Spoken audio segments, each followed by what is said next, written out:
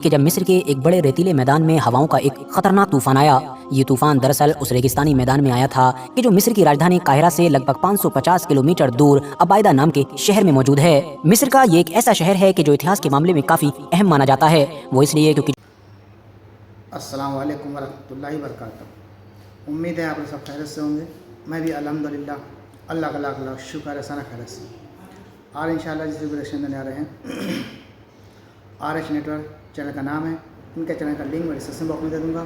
आप लोग channel subscribe करिएगा और मेरी वीडियो भी अंत तक देखिएगा। आज की वीडियो बड़ी इंपॉर्टेंट होने वाली है, बहुत बेहतरीन है और बहुत अच्छी वीडियो है। ये वीडियो 5000 साल पुरानी वीडियो की एक सी कहानी की वीडियो है।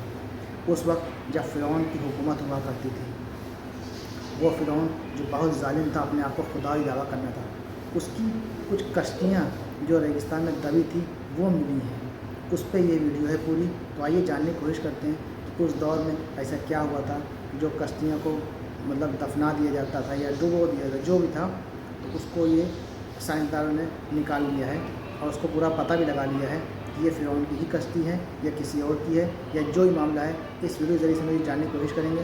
वीडियो को एंड तक ज़रूर देखिएगा। बेहतरीन वीडियो है, ये इंटरटेनिंग वीडियो है और अच्छी लगे तो उसको शेयर ज़रूर करिएगा और लाइक करिएगा। चलिए बिना देरी वीडियो स्टार्ट करते हैं, फिर उसके बाद बात करते हैं। दोस्तों ये बात है सन 1988 की कि जब मिस्र के एक बड़े रेतीले मैदान में हवाओं का एक खतरनाक तूफान आया। ये तूफान दरअसल उस रेगिस्तानी मैदान में आया था कि जो मिस्र की राजधानी काहिरा से लगभग 550 किलोमीटर दूर अबायदा नाम के शहर में मौजूद है। मिस्र का ये एक ऐसा शहर है कि जो इतिहास के मामले में काफी अहम माना जाता है। वो इसलिए क्योंकि जो मिस्र के फ़िरौन या फिर दूसरे राजा गुजरे हैं, उनका इस शहर के ऊपर काफी असर रहा है। इस शहर के बिल्कुल पास से ही एक दरिया भी बहता है और याद रहे कि ये इतिहास का वही दरिया है कि जिसको दुनिया में दरियाए नील के नाम से जाना जाता है। इस दरिया के ही दूसरी तरफ वो रेगिस्तान मौजूद है कि जिसमें 1988 में ये तूफान आया था। आने वाले इस खतरनाक तूफान की वजह से जब पूरे मैदान में रेत इधर उधर उड़ी तो अचानक से जमीन के नीचे से एक स्ट्रक्चर जाहिर हुआ। एक ऐसा स्ट्रक्चर दिखने लगा कि जो दूर से देखने में लकड़ी या फिर ईंटों का नजर आता था। शुरू में तो लोगों ने इसके ऊपर कोई भी ध्यान नहीं दिया, मगर फिर 3 साल के बाद यानी कि 1991 में आर्कियोलॉजिस्ट डिपार्टमेंट से ताल्लुक रखने वाले लोगों की इस पर नजर पड़ गई। उन्होंने न सिर्फ इसके ऊपर रिसर्च करने का फैसला किया, बल्कि छानबीन करने से पहले इस पूरे इलाके को ही अपने अंडर में ले लिया। 2000 का वक्त आते आते तो अब एक्सपर्ट्स ने यहाँ पर खुदाई का काम भी शुरू कर दिया था। खुदाई का काम शुरू होने के बाद अब एक्सपर्ट्स की टीम को वहाँ पर कुछ ऐसा मिला कि जिसने सारे के सारे लोगों के ही होश उड़ा दिए, क्योंकि जिसको वो अभी तक एक मामूली सा स्ट्रक्चर समझ रहे थे, वो दरअसल कोई स्ट्रक्चर नहीं था, बल्कि वो तो बोट्स थीं, यानी कि कश्तियाँ थीं। कश्ती भी कोई एक दो नहीं बल्कि पूरी की पूरी 14 थीं। ये कश्तियाँ वैसे तो आजकल की कश्तियों की तरह ही लकड़ी से बनाई गई थीं, मगर इनको पूरी तरीके से ईंटों की दीवारों के जरिए से ढका गया था, या फिर ये कहिए कि जैसे एक लाश को ताबूत में पैक किया जाता है, वैसे ही ईंटों की मदद से इनका ताबूत बनाकर इन सभी को पैक किया गया था। हद से ज्यादा पुरानी होने की वजह से अब उन लकड़ियों पर भी दीमक लग चुकी थी कि जिन लकड़ियों की मदद से इन कश्तियों को तैयार किया गया था। मगर उसके बावजूद भी छानबीन करने वाली जो टीम थी, उनको इस कश्ती से रिलेटेड बेसिक जानकारी इकट्ठी करने में ज्यादा परेशानी नहीं हुई। मगर वो कुछ सवाल के जो इस टीम के हर इंसान को सबसे ज्यादा परेशान कर रहे थे, वो ये थे कि आखिर ये सारी कश्तियां इस रेगिस्तानी मैदान में आई कहां से? क्या किसी दौर में इस रेगिस्तानी इलाके से भी कोई नदी गुजरा करती थी, या फिर वो दरियाए नील के जो आज के दौर में इस शहर से कुछ दूरी पर मौजूद है, वही पुराने दौर में इस रेगिस्तानी मैदान के करीब से होकर गुजरा करता था? आखिर इन कश्तियों का मालिक कौन था? क्या इन कश्तियों को मिस्र के आम लोग चलाया करते थे, या फिर ये कश्तियां बहुत ही आलीशान हुआ करती थी और इनका मालिक भी मिस्र का किंग यानी कि फ़िरौन हुआ करता था? ये कश्तियां किन कामों के लिए इस्तेमाल की जाती थीं? और आखिर में फिर से सवाल यही था कि आखिर इस रेगिस्तानी इलाके में इन कश्तियों को लेकर आया कौन होगा, और अगर लेकर आया भी होगा तो आखिर इतने लंबे वक्त तक ये कश्तियां इस रेगिस्तान के नीचे दबकर क्या कर रही थीं? ये सारी ही इस कश्ती से जुड़ी वो पहेलियां थीं कि जिनके जवाब ढूंढना अब इस टीम के लिए बहुत ज्यादा जरूरी हो चुका था। मगर इन सारे ही सवालों के जवाब ढूंढने से पहले एक्सपर्ट्स ने ये फैसला किया कि वो पहले ये पता लगाएंगे कि आखिर ये कश्तियां हैं कितनी पुरानी, इनको किस दौर में बनाया गया था और कैसे बनाया गया था। इस काम के लिए उनको ज्यादा से ज्यादा खुदाई करना थी और जाहिर है ये खुदाई इतनी आसान नहीं थी। वजह ये थी कि क्योंकि खुदाई के वक्त अगर कोई भी छोटी सी गलती हो जाती और उस गलती की वजह से इस स्ट्रक्चर को थोड़ा बहुत भी नुकसान हो जाता, तो एक्सपर्ट्स को डर था कि हम उन बहुत सारे सबूतों से भी हाथ धो सकते हैं कि जो सबूत हमको इस स्ट्रक्चर से जुड़े बहुत सारे राजों तक लेकर जाएंगे। फिलहाल फिर भी आर्कियोलॉजिस्ट कुछ टूटी हुई रस्सियों के टुकड़ों से और कुछ लकड़ियों के सैंपल से ये पता लगाने में कामयाब हो गए थे कि ये कश्तियां कोई आम कश्तियां नहीं हैं, बल्कि ये तो 60 से 70 फीट लंबी वो रॉयल मतलब कि शाही कश्तियां हैं कि जो आज से लगभग 5000 साल पहले हमारी इस दुनिया में बनाई गई थीं। इतना सब कुछ पता होने के बाद भी इस कश्तियों से जुड़ी बहुत सारी पहेलियां अभी भी सुलझना बाकी थीं। कुछ वक्त के बाद जब हमारे साइंस ने और ज्यादा तरक्की कर ली तो फिर इस प्रोजेक्ट में सोनर स्कैनिंग टेक्नोलॉजी को इस्तेमाल करने का फैसला किया गया, यानी कि इस पूरे स्ट्रक्चर को बगैर हाथ लगाए और बगैर छुए ही इसका 3D मॉडल तैयार हो सकता था।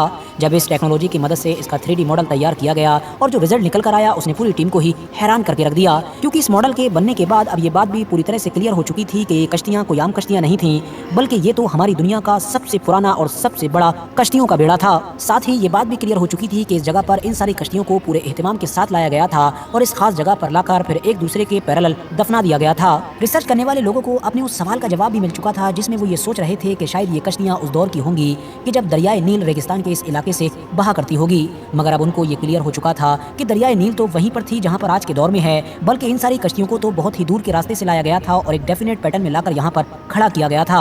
मगर वो दो सवाल के जो इस जवाब के बाद भी पैदा हो चुके थे वो ये थे कि आखिर इन कश्तियों को यहाँ पर लाया क्यों गया और लाने वाले लोग थे कौन। दोस्तों, रिसर्च से ये पता चला कि ये कश्तियाँ लगभग 5000 साल पुरानी हैं और इनका साइज इतना ज़्यादा बड़ा हुआ करता था कि इसको एक वक्त में कम से कम 30 लोग मिलकर चलाते थे।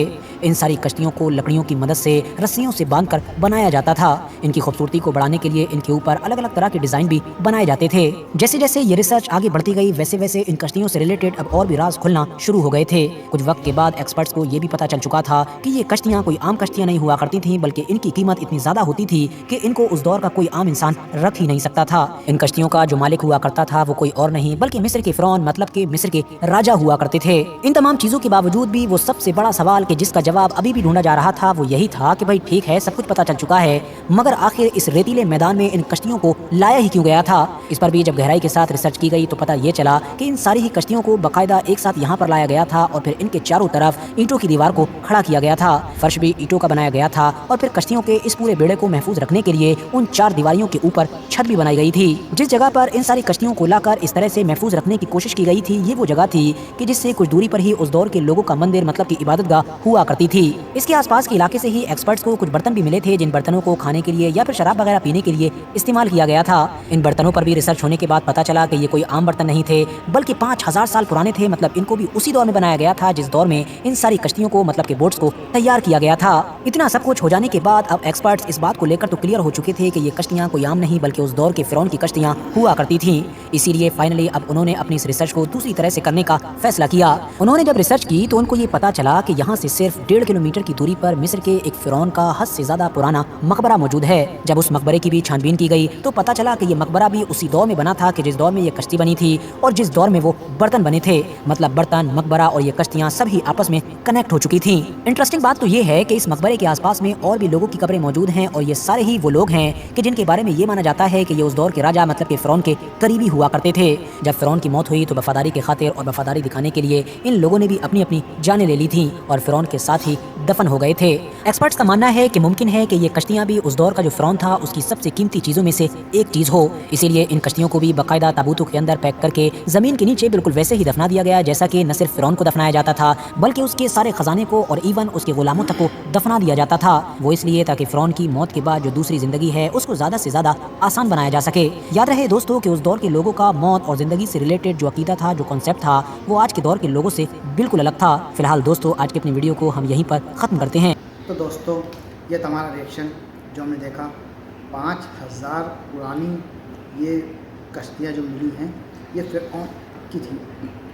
उस ज़माने में ऐसा होता होगा जो भी मरता है उसके साथ उसकी कनीज़ों को, उसके नौकरों को दफना दिया जाता ताकि वो उसको आराम पहुँचाए। मतलब ज़िंदगी में भी वो उसकी खिदमत कर रहा था, मरने के बाद भी वो उसकी खिदमत करेगा। तो ये कश्तियाँ इसलिए दफनाई गई थी कि इससे फिरौन आराम उठाएंगे। तो ये हमारी रिएक्शन था, देखा हम लोगों ने, ऐसा वैसा होता कुछ भी नहीं है, ये उस ज़माने की बात थी। तो उम्मीद है वीडियो अच्छी लगी होगी आप लोगों को। वीडियो अच्छी लगी है तो उसको शेयर करिएगा, लाइक करिएगा। तो फिर मिलेंगे शायद नेक्स्ट वीडियो में, तब तक के लिए अस्सलाम वालेकुम वरहमतुल्लाहि वबरकातुहू।